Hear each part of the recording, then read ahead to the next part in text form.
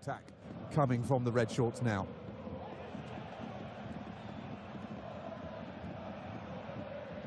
Ramos. Decent. Good ball out, and Königsdörfer didn't quite take that the way he would have wanted to, and again it allows the defence just to recover their ground. Königsdörfer tries to come across, and in the end, well, it rather lost the chance there to have a raw, productive attack when his first touch went behind him.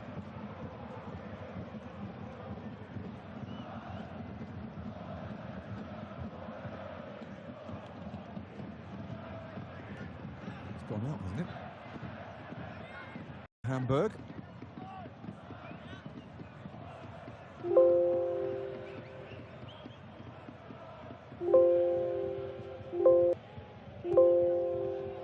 Incidentally, has yet to score this season.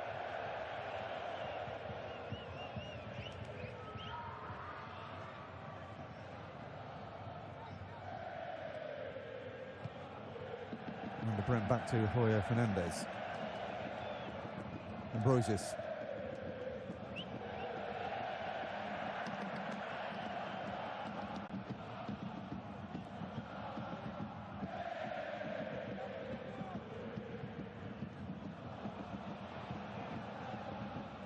Metcalf, oof. Cut in half.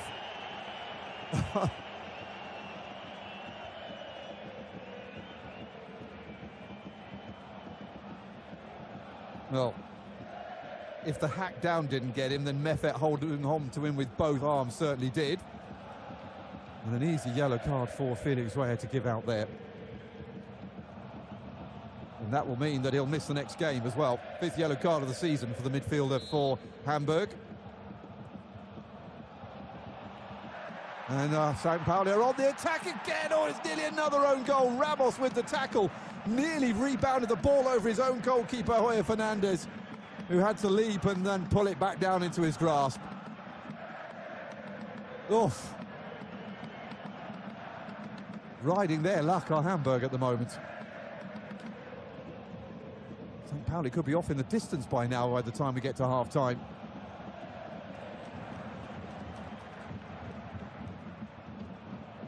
That was a little bit sloppy. Van der Bremt intercepts.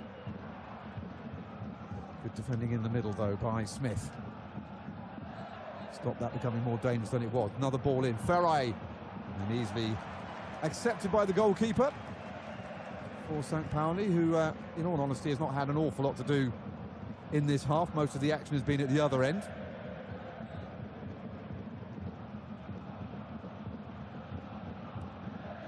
Too far away from half-time now. Just approaching time added on.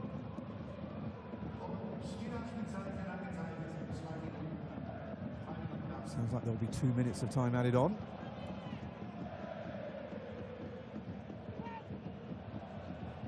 Pauli probably won't want this half to end, to be quite honest with you. They're quite happy just to keep playing. Meffet sprinted out wide for HSV. Ferrari.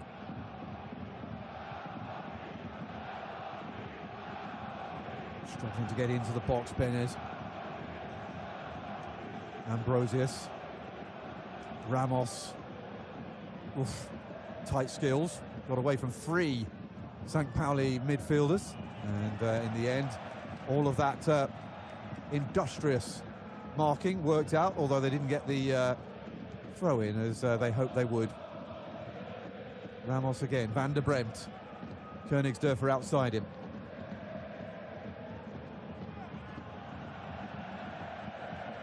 Well, the home fans like that. The fact that Hamburg were forced to go back to the goalkeeper. Stephen Ambrosius feeds it down the left-hand side instead. Ferrari. This is better. Ferrari with a chance here to get a dangerous ball in, looking for Robert Glatzel. He tried to set it up for a teammate. Just couldn't get the angle he wanted to be able to put a header on goal. But that's better from Hamburg as we go into time added on.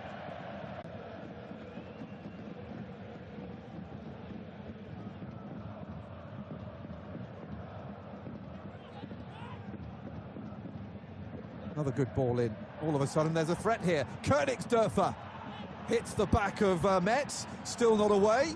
Irvine is there. And Sad finally hoofs it.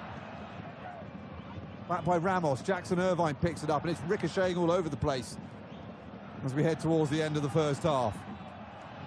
Sad tries to go through. Van der Bremt, though, fights his way past him to get possession back once more. Sensible angle from Hoyer Fernandez. They're racing away from his goal line. And the referee is blown for the end of the first half. And what a first half it's been. St. Pauli almost in complete control. Jackson Irvine, the captain, with the first goal, set up by Hartel on 15 minutes. Daniel Hoyer Fernandez with an own goal 12 minutes later after a terrible back pass to him from Ramos. It's all St. Pauli at the moment in this battle at the top of the Hamburg derby. It's St. Pauli 2, Hamburg 0.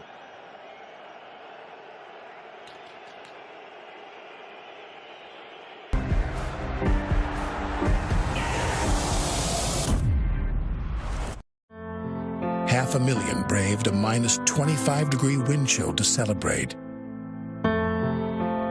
For one brilliant season, the Bears shined like no other. Then, like a comet, they were gone. In 1987, the great Walter Payton retired.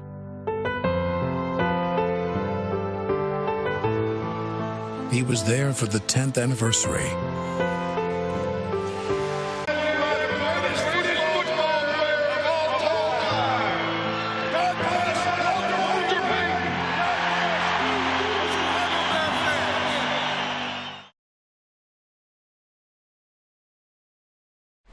Watch the left knee, just tweaks a little bit, then you see him jump up, kind of a non-contact injury. I said I could hear him, he yelling. Well, he's such a tough guy and never complains. That's what Rex Ryan was telling us last night. He just knows what his assignment's going to be each week. Go up against the best receiver that they have and don't allow him to catch the football. Arguably the best cornerback in the NFL. Things change in a matter of seconds. When I got the injury, it changed right there, just on that play. Everybody was being positive, but you knew something was wrong. Kind of sucked. It came to my mind that this season, it might be over for me. First thing I think of is the lives that he... I've seen it in various players that have talked about him as a tyrant.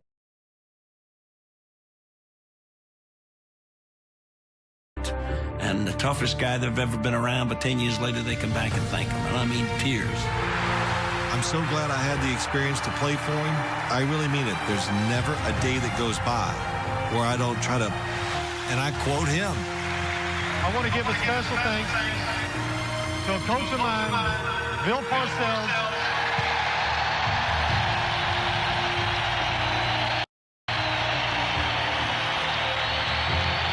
Who helped me grow up as a man and make me reach my full potential as a player.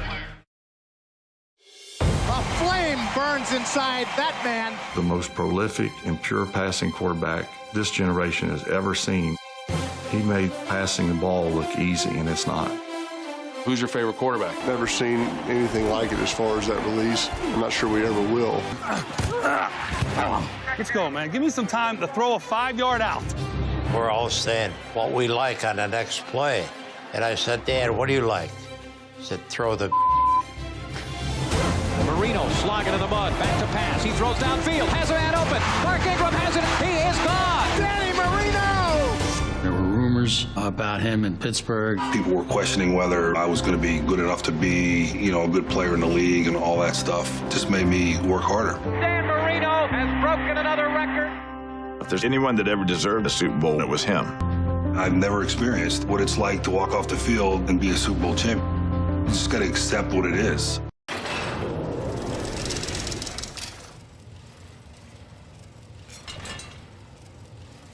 Tonight, it don't take nothing but you being yourself. Nothing but you being yourself. When you're around people of his caliber, you're not surprised when they have success.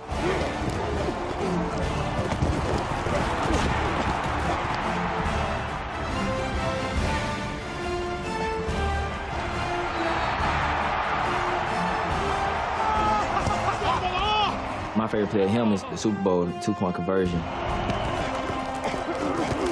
lot of traffic. Just able to maneuver around and to get those extra 2 points.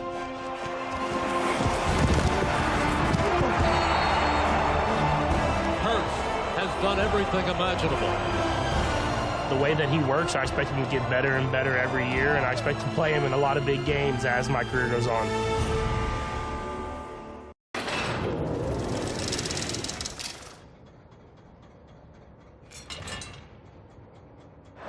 Let's keep the camera on me, y'all. And it's caught by Tyreek Hill. Right side, wide open, touchdown, Tyreek Hill. In his first season in Miami, Tyreek Hill broke the Dolphins' single-season record for receiving yards. Tyreek Hill has now passed Mark Clayton for all-time yards in a season. An impressive feat, considering Miami started 3 quarterbacks in 2022. Hey, we gotta get points, oh! We gotta get points now! He's very dangerous. You know, I think he's one of the most dangerous guys that I ever played against. He's in for the touchdown! Because he's a walking touchdown anytime he steps on the field. Tyreek Hill, never a doubt. Wow! Hill is incredible, man. He's incredible. His energy, it's not by accident that he is as productive and as special as he is.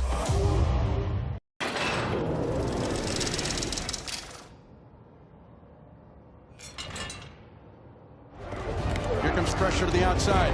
As Mahomes steps up, he's going to scramble. He's at the 40, bad ankle, 30, bad ankle, 20. Tackled from behind down to the Eagle 18-yard line. What a run by Mahomes of 26 yards. Don't underestimate how tall Patrick Mahomes is.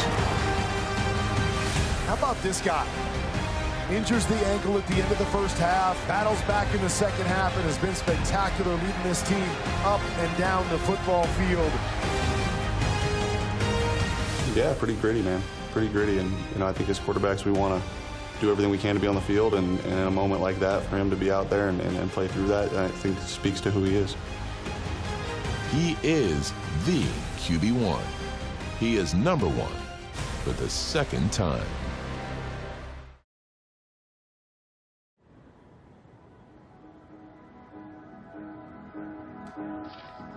What's going on? What's up, Jesse? Nice good to see you. Absolutely. Good to see you again. Thanks for having me over. Absolutely. Welcome back. Welcome to my humble abode.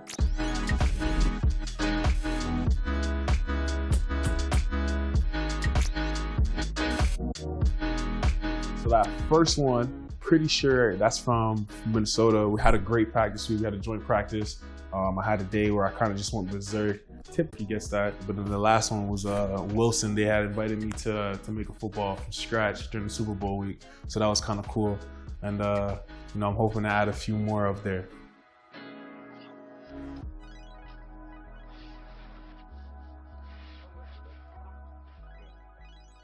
It's never a small get-together whenever I'm able to have those moments with my loved ones. So there's a lot of individuals there. I can't name them all, but you know, they know who they are, and I'm just grateful to have been able to share that moment with them.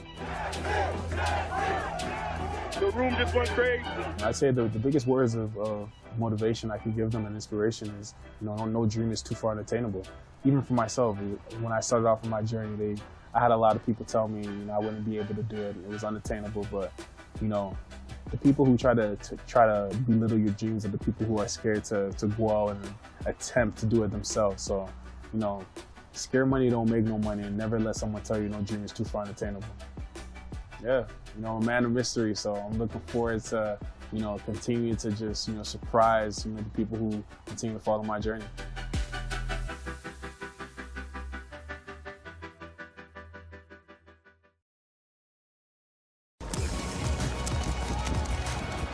Being able to attend the Reese's Senior Bowl, it allowed me to boost my stock and go out there and compete with one of the best, with the best players all across the college football. I felt as if once I was able to make my way to Mobile, Alabama, I competed, I showed why I belonged, and I showed why I was amongst one of the best college players in the nation. it's humbling. Being able to be one of those individuals that these kids, whether it's Canada, America, even Africa, and they kind of, look up, they watch my story, they see my journey, and they kind of, they want to emulate it. It means everything to me. It just shows that, I'm doing everything I need to do because it's bigger than me. It's always been bigger than me. This game of football is bigger than just one individual. It's a blessing to know that I'm inspiring the next generation of individuals, the next generation of Canadian athletes.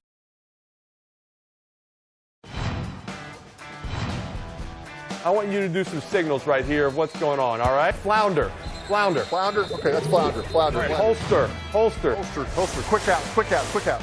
Disco. Disco, disco, disco. It's an out and in to the little return route. Disco. Travolta. Travolta was off the disco, off the disco. Right. What is that? That donkey looks like you eating, Peyton. It's the same thing. But I'm going to ask the question that everyone really wants to know. What do you bench? Come on. How much? Well, my best bench press was 525, but this was in the good old days. I'll be back. You work too hard on your hair. Should we have been addressing you as Duke of Urbino this whole time? What do you think? Oh my gosh. That's brutal.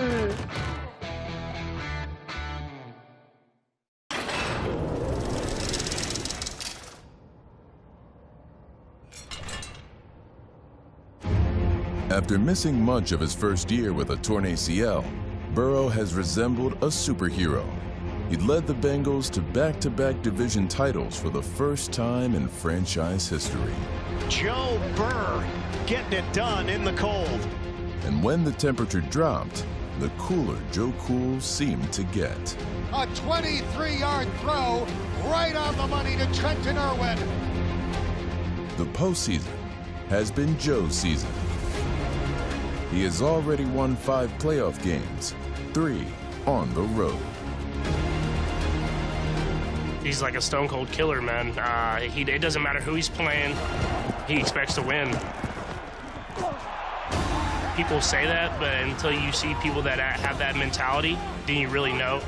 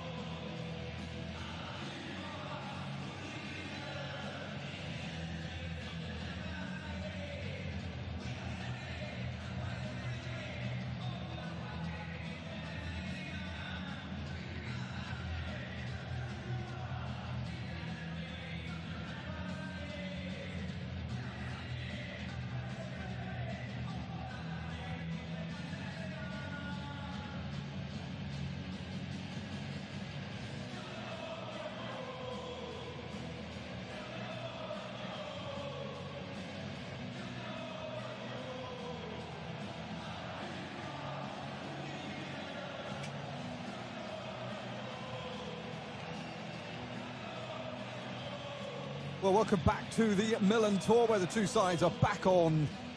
It may well be a white Christmas after all, particularly in Hamburg, but nothing much to celebrate at the moment for the Grinches of HSV.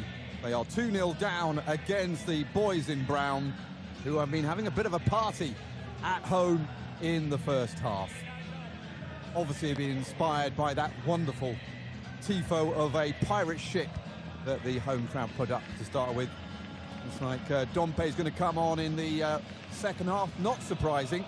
He'll come on usually on the left-hand side of attack and will provide a little bit more drive, speed and threat than we've seen so far. And so Benez there was, well, kind of on the left-hand side nominally, but it was Königsdörfer more. This might allow Königsdörfer to be a little bit more centrally. Ferrari is still there. He has had the ability to score against St. Pauli with other teams in the past. So with the centre circle cleared of snow, we are ready for the second half with St. Pauli. Virtually 6 points clear at the top of the table with a 2-0 lead as Jackson Irvine falls forward. And the referee decides there is an offside, in fact, the assistant would have given a free kick for a moment, but it was offside instead. Jackson Irvine asking why he didn't get a free kick for that push in the back. At least that's how he's interpreting it. Jackson Irvine has been a hit in midfield ever since his debut from St. Pauli a couple of years ago. Captain wasn't on board, though, against Hanover, serving a suspension. Yellow cards, that is. Here comes St. Pauli again, and cleared by Van der Bremt, who again looked okay in the first half. He's been out for a while with injury, but back in the side tonight. Wasn't at fault for that own goal. And what's happened here?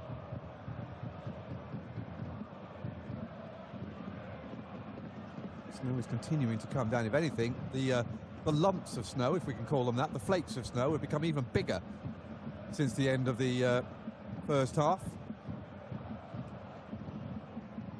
It was coming down sufficiently hard, but the groundsmen decided they were going to come out and clear the lines at half-time. Tim Walter must have raised hell at half-time.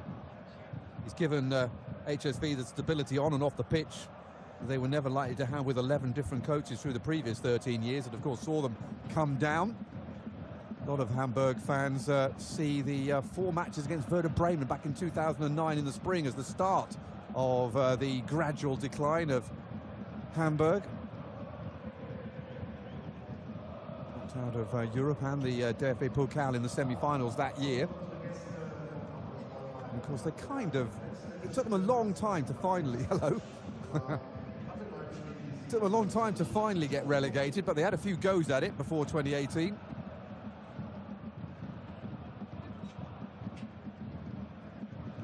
And were then followed by Schalke, who have similarly gone into free fall, except the difference between them and Schalke got promoted at the first attempt, came down again at the first attempt, and then 1-0 up in their game.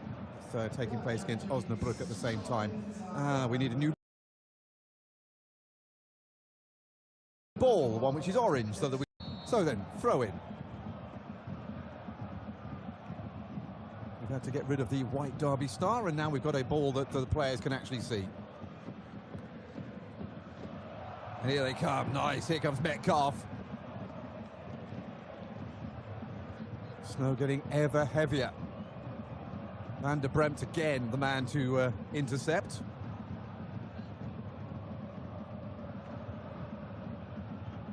Siliakas is going to take this, Greek international.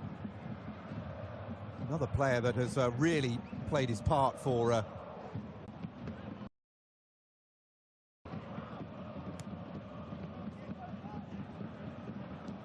Ambrosius fighting on this near side, and he's going to win that little battle with Johannes Twerp. He was in a very, very productive scoring mood, and that's a fabulous attempt. It was sad this time.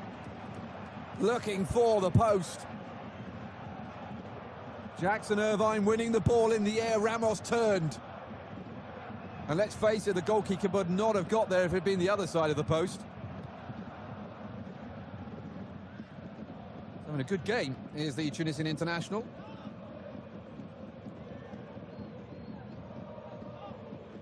He is again, loses out that time though. Hamburg retrieve possession. Robert Glatzel doing his defensive duties up front. Muheim.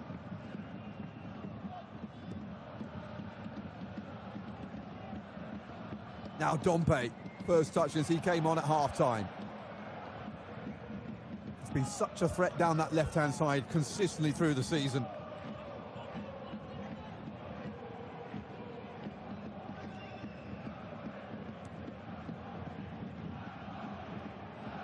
Usually starts, it's not often you find him on the bench, the Frenchman.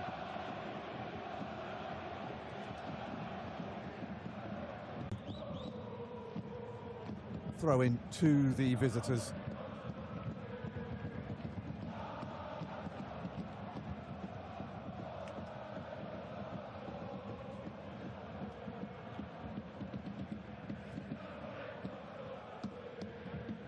Not often you get a city derby in Germany.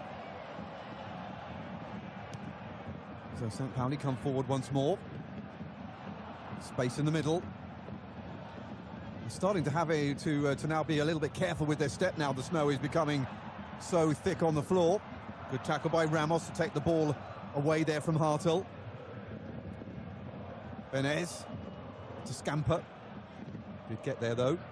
Muheim. Benez keeps on going. Nice ball down the line, and here comes as he looks for his 11th goal of the season. Top of the scoring charts at the moment. Here's Robert Glatzel.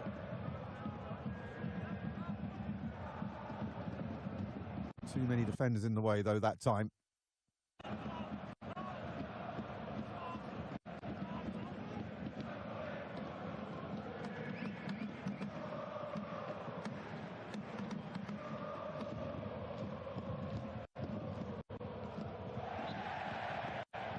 kick given away by Van der Bremt. Dompe comes back to try and get the ball from Metcalf and takes it out, and we'll have to give it to the Australian for a St. Pauli throw, taken quickly.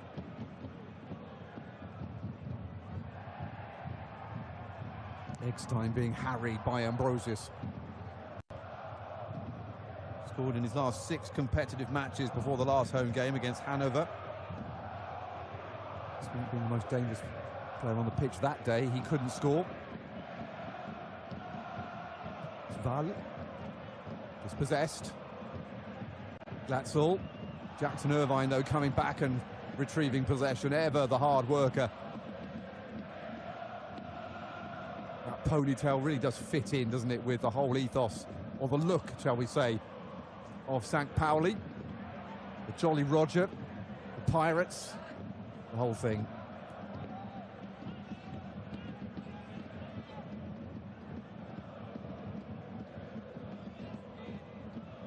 That's to the goalkeeper.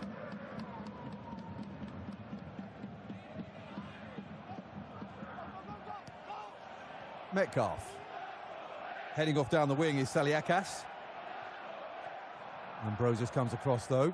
Dompe back as well. Hamburg still haven't got rid of it. Metcalf trying to follow up, and in the end it's put away by the Ghanaian international central defender for a St. Pauli free kick. He's blowing out that cold air. Is Ambrosius. He's working so hard. Saliakas with a little throw in this time to Metcalf. Greek looks up, decides he's going to go square. I guess back to the point, as you would say in other sports. Troy. Back once more into Metz. Back the other way, but an errant pass this time is intercepted by Muheim. Ambrosius. St. Pauli's forward staying forward and putting the Hamburg defenders under pressure and winning possession back again as Roy Fernandez puts it out. I wonder whether he's been able to put that horrible error behind him from the first half.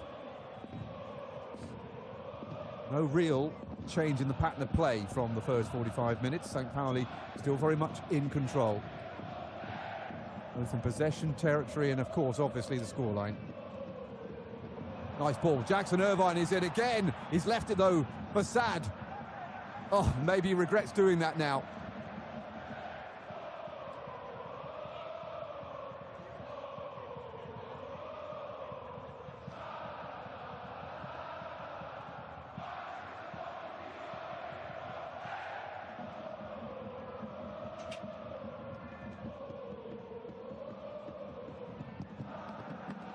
Dompe is already having an impact since coming on. He's seen the ball quite often. On by Muheim. Didn't quite have the flight on it. There's a lot of brown shirts in that penalty area.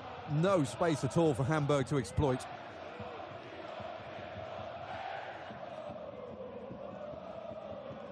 Hamburg are unbeaten in 7 outings on home soil this season.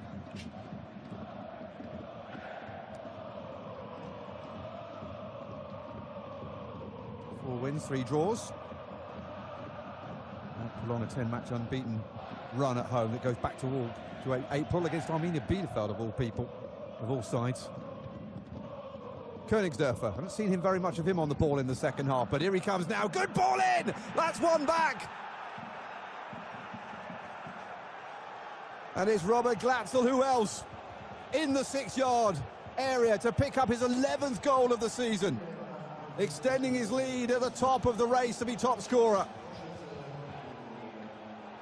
Well, we didn't really see this from Königsdörfer in the first half. Finally, little bit of a threat. It's not him who actually sends the ball in, it's Van der Bremt with the cross. He ran in front of Königsdörfer and hit it absolutely perfectly. And all of a sudden, Hamburg are back in it at 2-1. Something for the away end to celebrate at last, because they haven't had much. St. Pauli immediately on the attack. Saliakas trying to get the ball in. Muheim gets in the way. And in the end, he's forced to give away a throw-in. So important now that Hamburg just remain solid at the back. Now they've scored. They do not want to give another way a goal now. And hand the momentum straight back again to their hosts.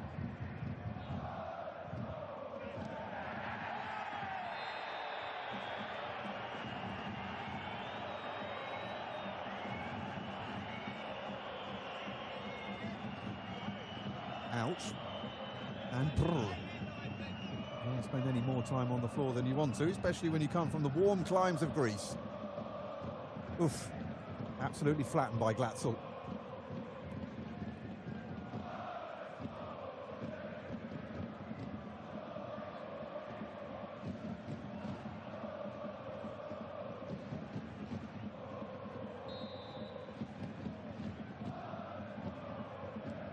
In comes the free kick, they're deep, and it's been lost by Hoyer Fernandez, and this could be dangerous again.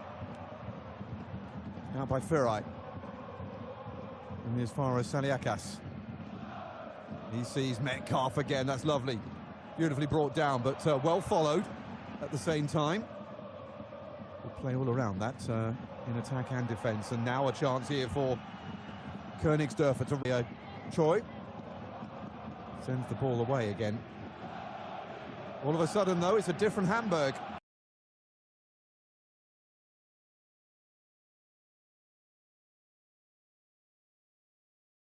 One that actually believes they might actually be able to hurt the league leaders. Dompe.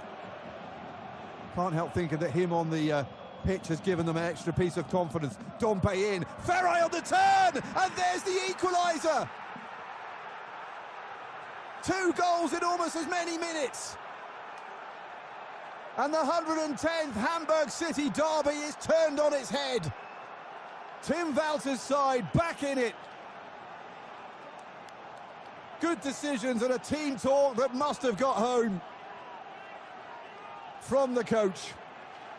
And Hoyer Fernandez must be feeling a little better now, if he is still a little cold after that horrible error in the first half that made it 2-0 to St. Pauli. Dompe, he's so hard to mark. Cuts back inside, decent ball in, Ferrari turns, and he scores in back-to-back games.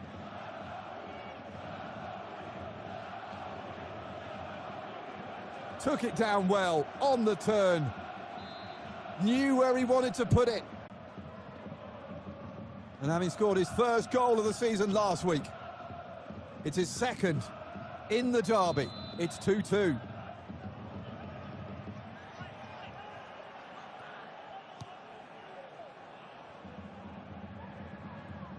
And those chances that St. Pauli had now in the first half, the one that was ruled out for an offside against Sad, a couple of others where they might have done better. They didn't. Hamburg hung on by the very fingertips at the end of their freezing fingers. Now they are right back in it, and it is Hamburg who are the team that's hot.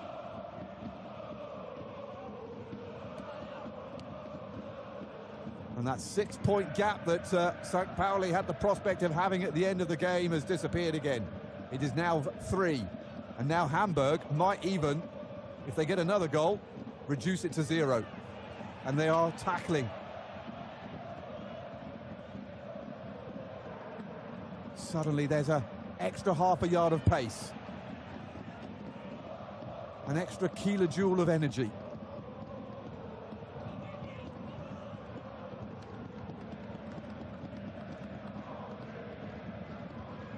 The big question is now, St. Pauli, having done so well for most of the game, what can they do now to recover? We're effectively back at 0-0.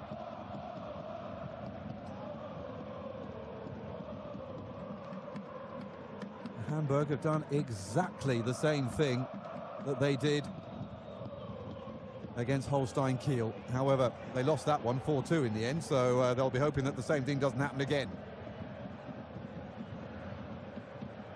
Metcalf. Back inside by Saliakas. Metcalf, and good tackling back by Mefat from midfield. A good reaction this from the Pirates. Good defending. I believe it'll be a corner, which I think is the right decision. I don't think that was a foul.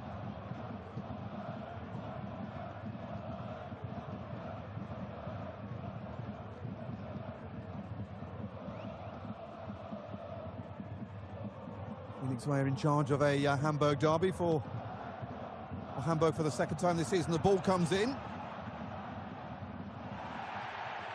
And Hamburg come away.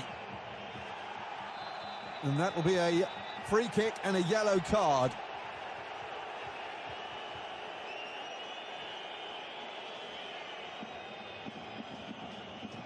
It's Fall who has gone flying in here on Van der Bremt.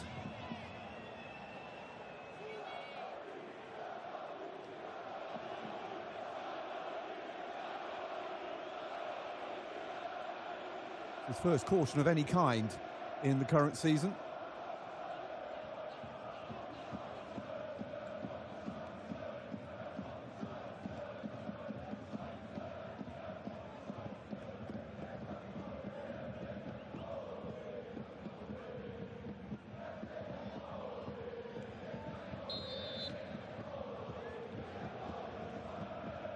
Cracking game. Living up to the hype is this one. And it's 2-2. Hamburg from 2-0 down to 2-2 on the score. Now, suddenly, the result could go either way. See there, Fabian Herdezler looking a little bit phlegmatic. He's got to think again here now. Dompe trying to come forward. He's had the ball taken away from him by Saliakas. That was a committed challenge by the Greek fullback. Playing as a wing-back today, with 3 centre-backs being deployed by the league leaders. As usual. And pretty consistent through the season. 3-4-3s in virtually every game.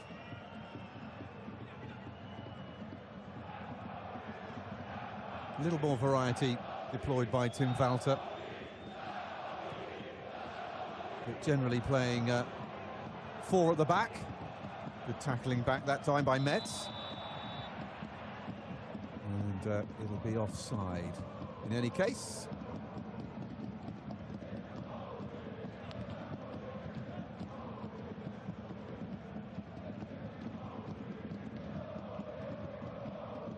Little nod of the head there by Marcel Pelgrim on that touchline.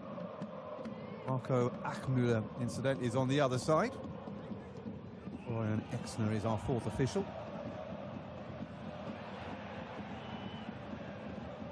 Ambrosius, back to Hoyer Fernandez. His heartbeat must go up a couple of beats every time that ball comes to him at the moment. He's such a good servant to them over the years, though, Hoyer Fernandez, that I'm sure the fans will forgive him the odd blip, as that certainly was. So then, substitutions coming up then too for St. Pauli. On comes Lars Ritzke, 25-year-old left back. And also joining him on the pitch is Etienne Amenido, the 25-year-old centre-forward who was dropped from the starting lineup today.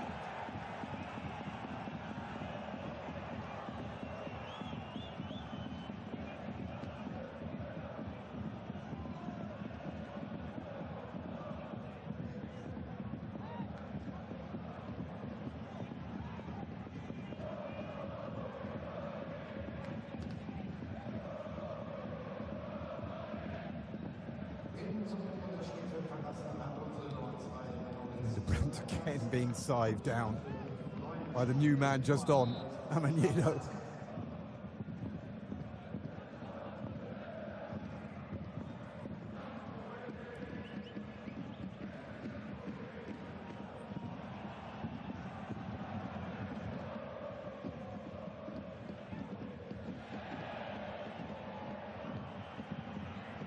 Tracking back.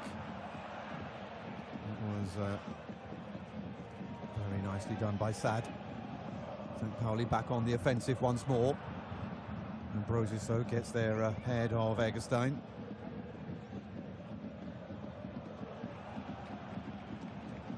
And that's a completely different comportment here from Hamburg now that they've got those 2 goals. Suddenly eager, want the ball. It's visible. Oof. Well, I guess Hoyer Fernandez hasn't quite got over that error from the first half. That was a shank, if ever there was one. At least it shanked off for a throw-in this time, rather than into his own net. Smith.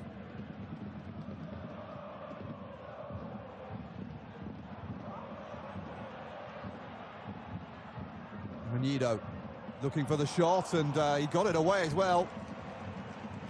Down was Hoyer Fernandez at his near post. A couple of defenders there getting in each other's way.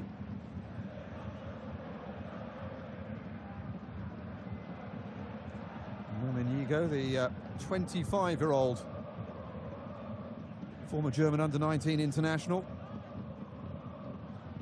Looking to add to the 1 goal he scored this season against Nuremberg back in the early part of October. And then straight in there, Jackson Irvine. Lovely ball in! Straight at the goalkeeper, though, from Hartel. 27-year-old has been in such good form of late. 3 goals in his last 5 appearances, including this one. And including the one that put them 2-1 up ahead against Hansa Rostock last weekend.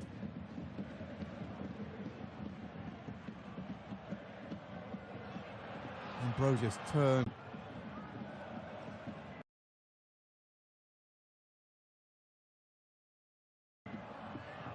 Throwing no way forward there. Dompe came to close him down. Got rid of it just in time.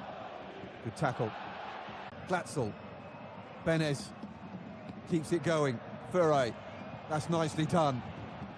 This is a nice-looking attack from Hamburg. Ferre, if he can get there, I don't think he can. It's just gone beyond the line, and it'll be a goal kick.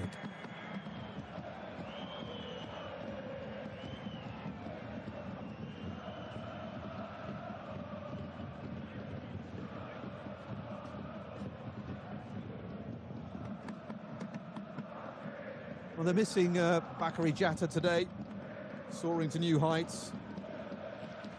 Saved the Red Shorts in the Cup at Bielefeld with an extra time goal, and then sealed the 2-0 at Magdeburg a couple of weeks ago. Suspended today, though, during his best season for goal contributions.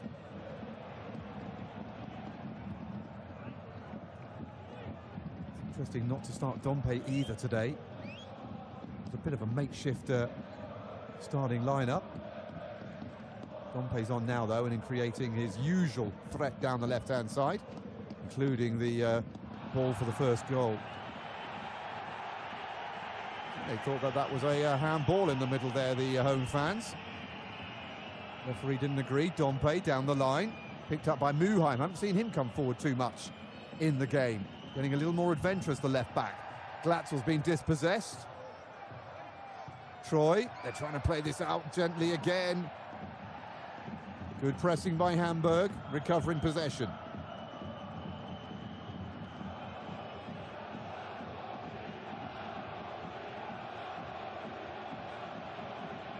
Well, last week Hamburg hadn't conceded a goal in their last 5 games at home.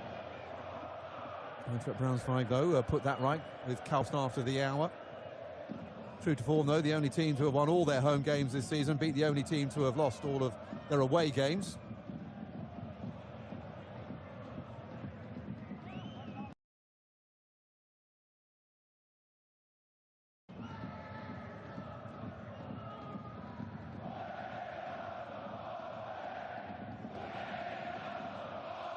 Both teams in Hamburg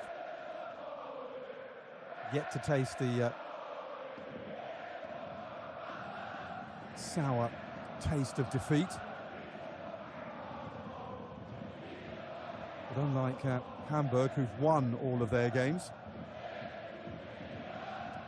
Pauli outdrawn a couple. Pauli, though, have been great away from home this season as well. Second only to Holstein Kiel. Hamburg's away form has not been as good. They're only 11th in the away table.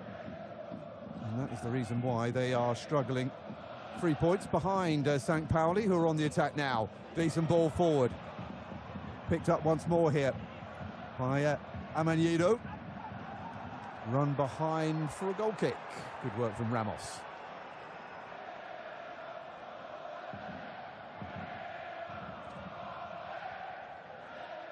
Well, Ramos has had a good first season since arriving from Arminia Bielefeld. He's been involved in almost all of their games from the start.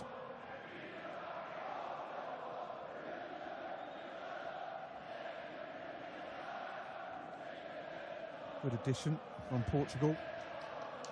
Van der Bremt in his first game for well over a month is going to come off. And is replaced by Willem Mikkelbrensis, 19-year-old right back.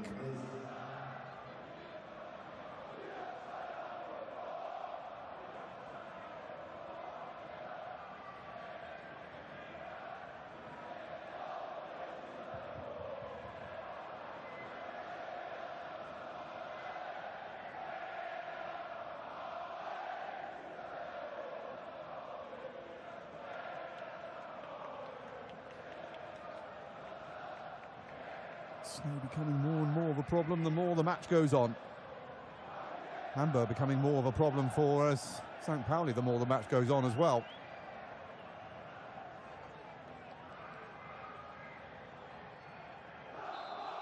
Referee happy again, off we go. Hoyer Fernandez takes it short and gives the ball away again. That's Ramos. Decided not to leave it for his goalkeeper. And Hamburg have got away. Ferre down the line, and that's gone out. Looking for Königsdörfer.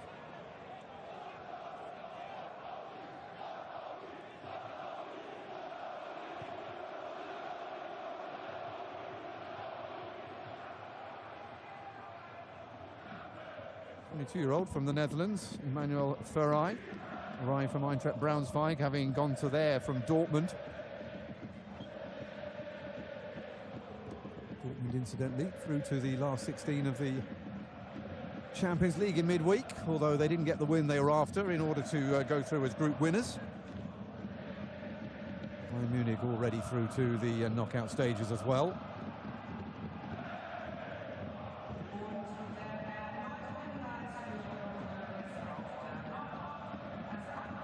Here's Metz.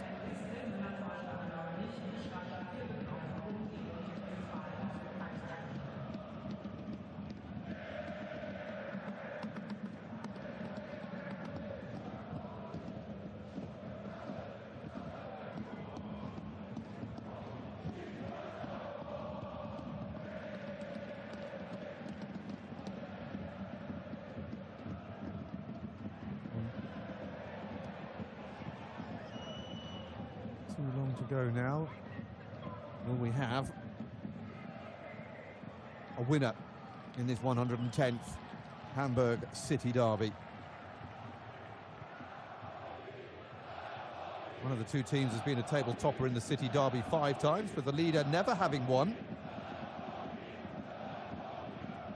Although they'll have an excellent record against the top teams in Bundesliga too. They did actually beat Fortuna Düsseldorf earlier in the season, taking them off the table. But in order to do that here, they would need another 3 goals in addition to the 2 they've already scored. That doesn't look totally likely, even though Dompe has brought them an extra edge since he came on. Here is the Frenchman once more, going up here against Troy. And a little bit awkward for the goalkeeper. It'll be a corner.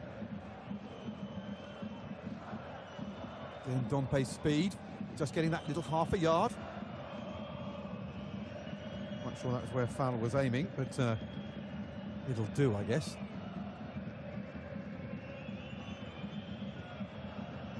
Dompe wants it short.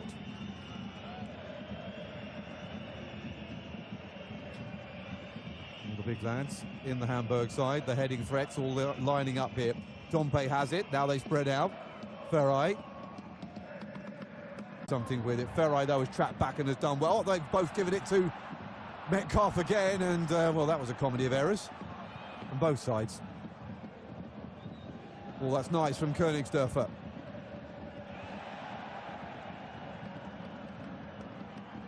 Dompe. Benez carries on into the box. Dompe into the middle, over the top of Benez. Ferrari, though, will be penalised for the foul. Benez, though, looking for his 8th goal of the season. 7 is already more than he's ever scored in an entire campaign. More substitutions coming then. Aladapo Afolayan is going to come on. The one change from the starting lineup. And Öztunali is also going to come on for Hamburg. And Königsdörfer, who's had a good game, especially in the second half, is the man to concede his place. So on comes the 27-year-old new signing of the campaign. It's a measure of what depth they've got on the bench that a man like him has been kept on the bench in the last few games. Troy comes forward now for St. Pauli. Jackson Irvine manages to get past Muheim. Metcalf once more gets there early, but can't pull it back enough to avoid the goalkeeper, Hoyer Fernandez.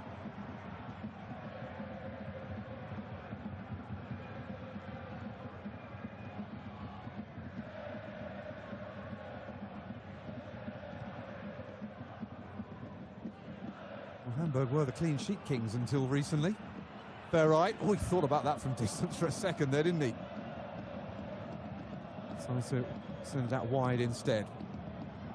First touch for Öztunali. And it'll be a Hamburg throw.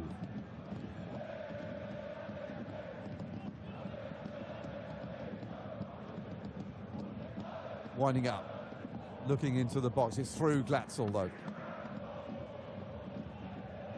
Harmlessly away.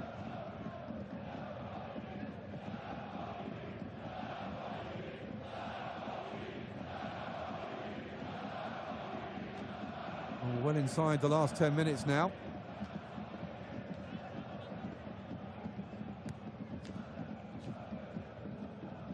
The game, if anything, has calmed down a little bit since Hamburg performed that quick-fire recovery.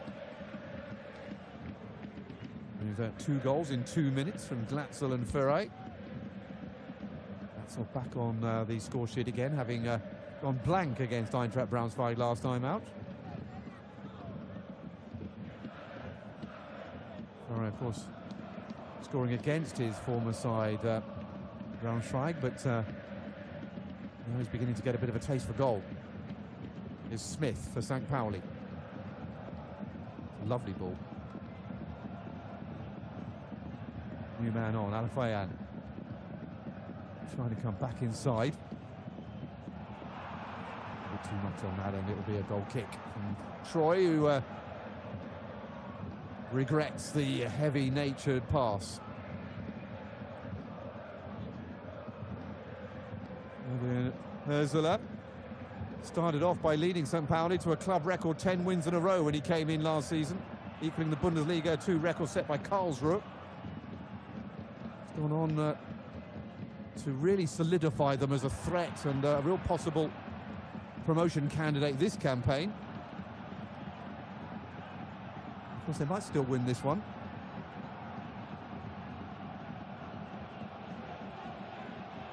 Since Herzler took charge, the Keys kicker have won 23 times in 33 matches in all competitions, and they've only lost twice.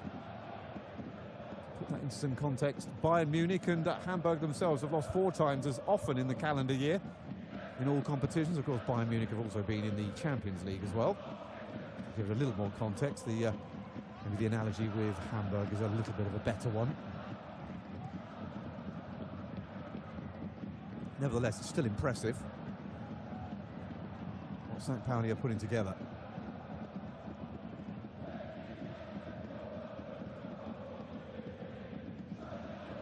These two sides will meet each other in the DFB Pokal during the week, so this is just a little hors d'oeuvre.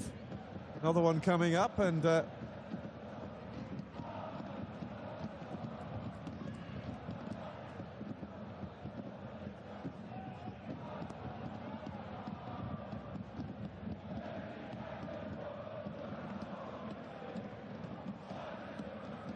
Troy.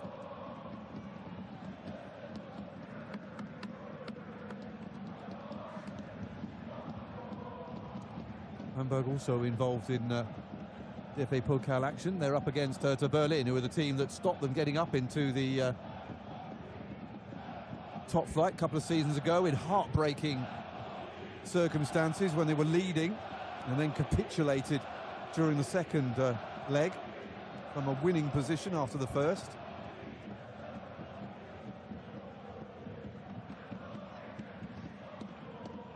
Hamburg travelling to the capital on the 6th, and St. Pauli travelling to Hamburg the day before.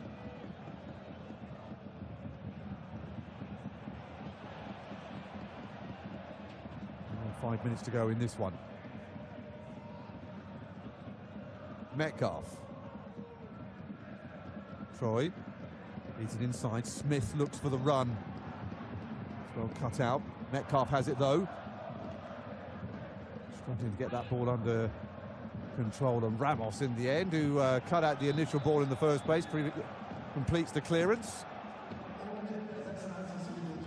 And St. Pauli get ready to bring on Marides, the Brazilian centre forward, and who came in the winter transfer window last season.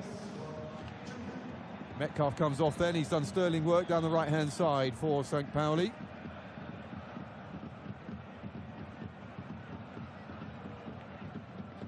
Meanwhile, St. Pauli have a throw-in. Troy will take, looking long, into the box.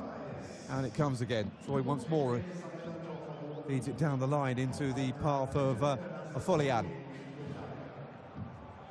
Tackled by Muheim.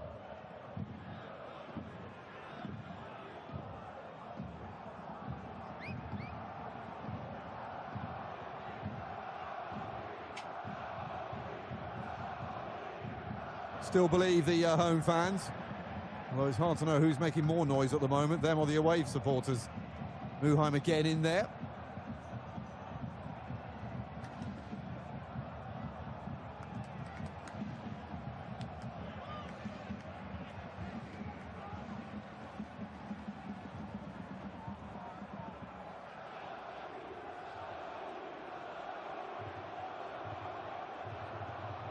Marcel Hartel then with the late corner. 2-2 in the derby. Looking for Jackson Irvine. Got a foot to it, but it just went over the top from the captain. Man who scored the first goal of the night. Looking to score the last of it.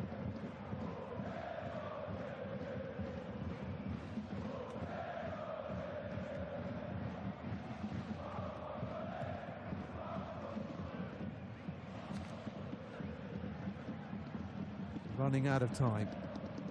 2 minutes to go. Glatzel. Tackled by Hartnell.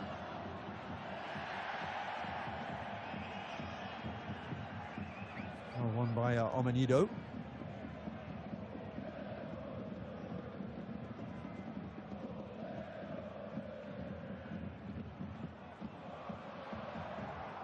Scurrying off goes Afolayan.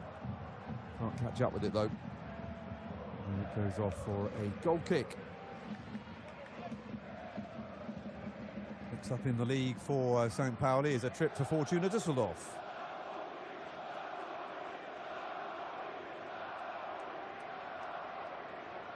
Well, excuse me. It's a trip to Onnisbrook. Busy week coming up with Cup. The English Woche, as the Germans call it, the English week. Dompe. Irvine. Slick. St. Pauli looking for a late winner as we head towards the final minute.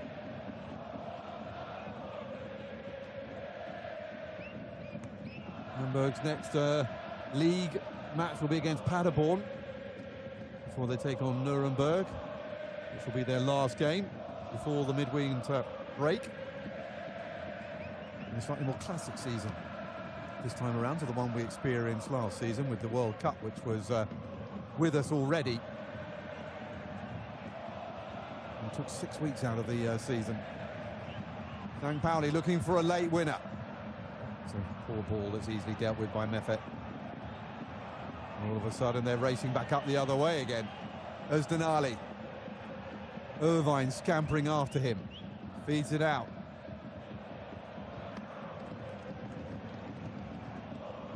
Emilio Mikel Grensis doesn't quite get hold of that cross.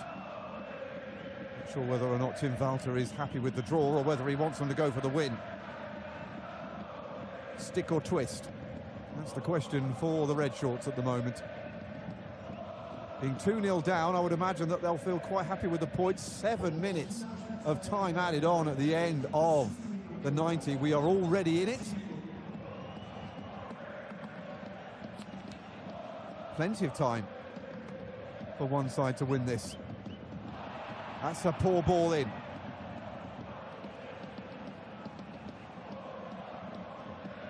Apparently get away with it. Then they give away possession. Noticeable that the challenges in the second half from Hamburg have been very much quicker than they were in the first half, when they got a bit lethargic and a little bit depressed, I think. The second half has been an altogether different story altogether, and not just when they scored. They've been told to liven themselves up at half-time by their coach, Tim Walter. And it is something they have done. Of course, introducing Dompe, I think, has made a huge difference. That's nice. Choi. Alafayan wants the return ball. It's good work from the Englishman.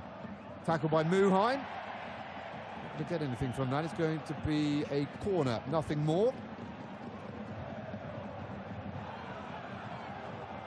Ursula, once upon a time, played with Robert Glatzel on the pitch. Not so long ago, when they were both at 1860 Munich. He ended up winning a derby there as well against Bayern's. They were both in the reserves back then. But A leading light already. Certainly not afraid of young coaches. Yeah, back post, but intercepted. Still not away.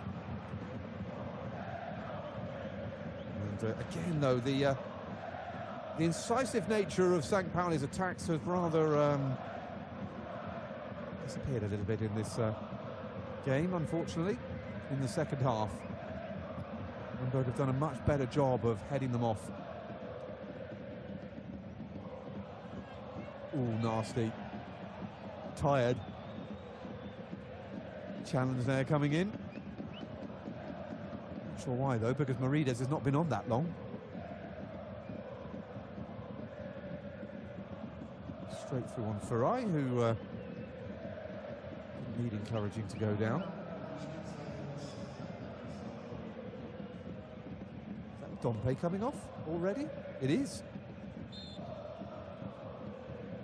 Well, Andres Nemet's come on.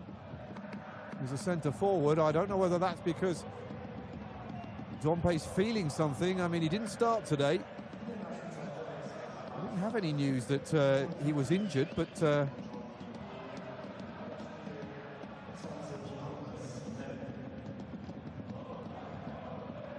Dompe didn't start, that's for sure.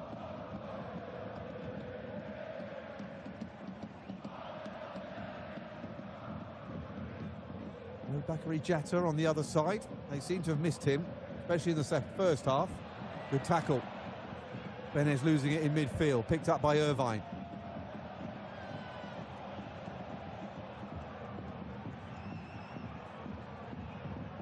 Ferrai with a wild slash there, and it's gone behind for a corner as we head towards the final few minutes.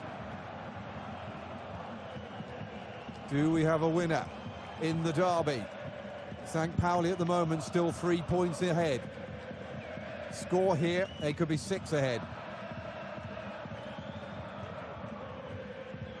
And that would be a massive gap in this congested top half of the Bundesliga 2 table. Here it comes then. Late. Irvine can't get there. Benez has it. Looking for an escape route. And he's found one indirectly. It was Ritzka who came across and put the ball out. There was never going to be a penalty there.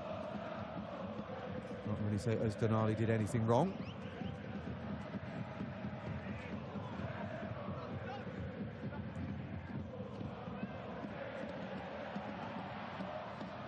Özdenali up the other end.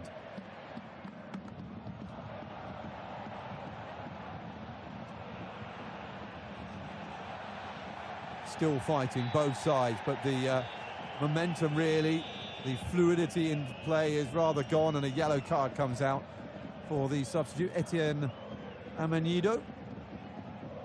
First of the campaign. Coming through on Mika Prensis.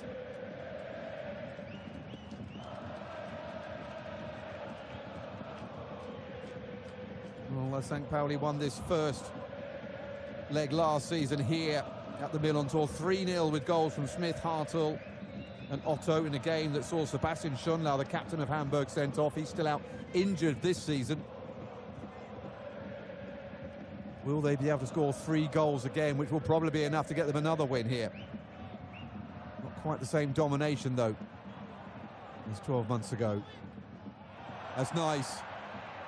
Troy runs straight into the retreating Robert. Glatzel, the centre forward, doing the defensive duties there to make sure his team goes home with a point.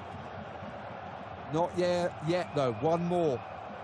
Maybe defensive structure to put together from the corner. Have St. Pauli got something up their sleeve? Marcel Hartel again with the set piece. Here it is. Victory at the derby. And it may not happen. Few people went down in the box there, and it's been given as a free kick to Hamburg. Jackson Irvine, I think, well, there was 2 or 3 people who pushed a Hamburg player to the deck.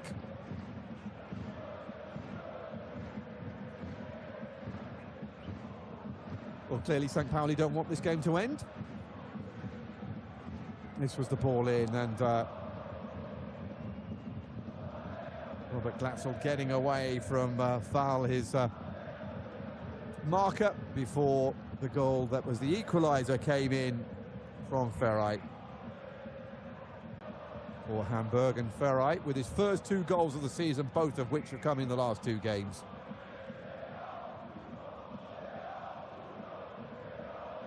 St. Pauli at the moment on course to remain undefeated at home this season, as are Hamburg this campaign. As Ambrosius and Afolayan have a little word with each other. Yeah, gone in with the Englishman. I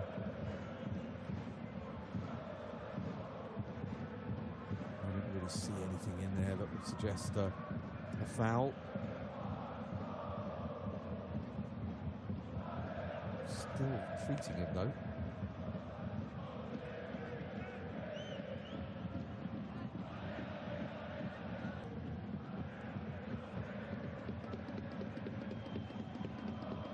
Well, at least when they lost against Holstein Kiel last time out, having come from 2-0 down only to lose 4-2, they seem to have learnt the lesson of Hamburg this time. Haven't allowed their host to score again. They haven't actually looked like they're going to score either, St. Pauli, since that second Hamburg goal went in. Smith has to go off, and he's not happy with it, but of course you have to, because you're only allowed to stay on if a yellow card has been issued to the player that fouled you, which didn't happen here. And he's still saying that an elbow came in, but of course, must admit, I didn't really see it. So then underway once more. Mikkel Brensis comes forward for the red shorts. Ferrari, 4 men forward of him. Can he get free? Ferrari, good tackle.